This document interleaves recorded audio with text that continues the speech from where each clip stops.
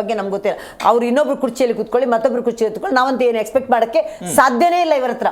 ಯಾವುದೇ ರೀತಿಯ ಕರ್ನಾಟಕದ ಪರಿಸ್ಥಿತಿಯಲ್ಲಿ ಏನಾದ್ರು ಬದಲಾವಣೆ ಆಗುತ್ತಾ, ರೈತರ ಪರಿಸ್ಥಿತಿಯಲ್ಲಿ ಏನಾದ್ರು ಬದಲಾವಣೆ ಆಗುತ್ತಾ, ಅಥವಾ ನಿಮ್ಮ ಕಾನೂನು ಸುವ್ಯವಸ್ಥೆ ಏನಾದ್ರು ಒಳ್ಳೇದಾಗುತ್ತಾ, ಮಹಿಳೆಯರ ಬಗ್ಗೆ ಇಷ್ಟೊಂದು ಅತ್ಯಾಚಾರಗಳಾಗುತ್ತಾ, ಅದೆಲ್ಲ ಕಮ್ಮಿ ಆಗುತ್ತಾ, ನಾವು ಅದ್ರ ಬಗ್ಗೆ ಮಾತಾಡ್ತೀವಿ. ಅವ್ರು ಏನೇ ಈಗ ಇತ್ತೀಚೆಗೆ ಇದನ್ನು ಹೇಳಲೇಬೇಕು ನಾನು, ಒಂದು ಮಿನಿಸ್ಟರ್ಗಿರಿ ಅಂತ ಕೊಡ್ತೀವಿ, ಮಂತ್ರಿಗಿರಿ ಕೊಟ್ಟಾಗ ಅದಕ್ಕೊಂದು ನಮ್ಮಲ್ಲೊಂದು ಆಕ್ಟ್ ಇದೆ, 15% ಕೊಡಬೇಕು, ಸರಿ ಸುಮಾರು 33 ಜನ ಇರಬೇಕು ಅಂತ ಒಂದು ಆಕ್ಟ್ ಇದೆ.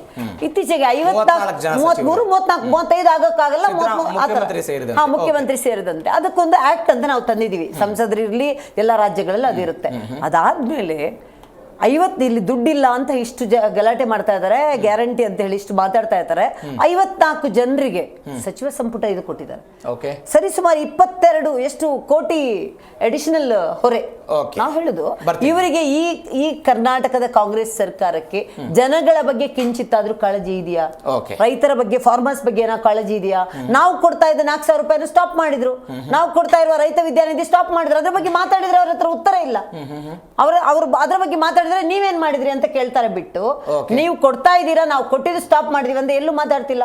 ರೈತರ ಬಗ್ಗೆ ನಮ್ ಕಾಳಜಿ ಅಂತ ಹೇಳ್ತಾರೆ. ನಾವು ಓಪನ್ ಆಗಿ ಸುಮಾರು ಡಿಬೇಟ್ ಅಲ್ಲಿ ಹೇಳಿದ್ವಿ, ನಾವು 6,000 ರೂಪಾಯಿ ಕೇಂದ್ರದಿಂದ ಕೊಡ್ತಿದೀವಿ, ಕರ್ನಾಟಕದಲ್ಲಿ 4,000 ಸೇರಿಸಿ ಕೊಡ್ತಾ ಇದ್ವು, ಅದನ್ನು ಸ್ಟಾಪ್ ಮಾಡಿದ್ರಿ, ಏನ್ ಮಾಡಿದ್ರಿ ಅದು ಕೇಳ್ತಾ ಇದ್ವಿ. ಕೊಡ್ತಾ ಇಲ್ಲ. ಪಂಪ್ ಸೆಟ್ ಗಳ ಬಗ್ಗೆ ಇರ್ಬೋದು, ಬೆಲೆ ಏರಿಕೆ ಅಂತ ಮಾತಾಡೋದೇ ಬೇಡ. ಈ ಕಡೆಯಿಂದ ಫ್ರೀ ಕೊಟ್ಬಿಡ್ತಾರೆ, ಈ ಕಡೆ ಕಿತ್ಕೊಂಡ್ ಬಿಡ್ತಾರೆ. ಇವತ್ತು ಲಕ್ಷ್ಮೀ ಹೆಬ್ಬಾಳ್ಕರ್ ಅವರು ಈ ವಾಹಿನಿ ಮುಖಾಂತರ ಒಂದು ಮಾತು ಹೇಳಲೇಬೇಕು, ಅವ್ರು ನಿಜವಾಗ್ಲೂ ರಾಜೀನಾಮೆ ಕೊಡ್ಬೇಕು, ಲಕ್ಷ್ಮೀ ಹೆಬ್ಬಾಳ್ಕರ್. ಯಾಕೆಂತ ಹೇಳ್ತೀನಿ ಕೇಳಿ, ಇವತ್ತು ಒಂದು ಕಿಂಚಿತ್ ಒಂದು 50 ವರ್ಷದವರೇನೋ ಮಕ್ಕಳ ಇಲಾಖೆದ್ದು ಬ್ಯಾನರಿಗೆ ನಾನು ಮಾಡ್ತಾ ನೋಡ್ಕೊಂಡು ಬಂದೆ, 250 ರೂಪಾಯಿ ಬ್ಯಾನರ್ ಅನ್ನ 998 ರೂಪಾಯಿ ಅಂತ ಹೇಳ್ತಾರೆ.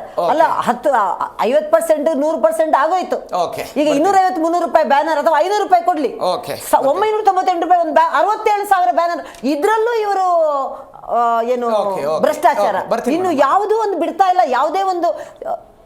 ಯಾವ್ದಾದ್ರೂ ಒಂದು ಇಲಾಖೆ ನಾವು ಹುಡುಕ್ಬೇಕು ಯಾವ್ದ್ರಲ್ಲಿ ಭ್ರಷ್ಟಾಚಾರ ಇಲ್ಲ ಅನ್ನೋದು. ನಾಗೇಂದ್ರ ಅವರೇ, ಕುಮಾರಸ್ವಾಮಿ ಅವರು ಮುಖ್ಯಮಂತ್ರಿ ಆಗಿದ್ದಾಗಲೂ ಕೂಡ ಇಸ್ರೇಲ್ ಕೃಷಿ ಬಗ್ಗೆ ದೊಡ್ಡ ಆಶಾಭಾವನೆ ಇಟ್ಕೊಂಡಿದ್ದಾರೆ.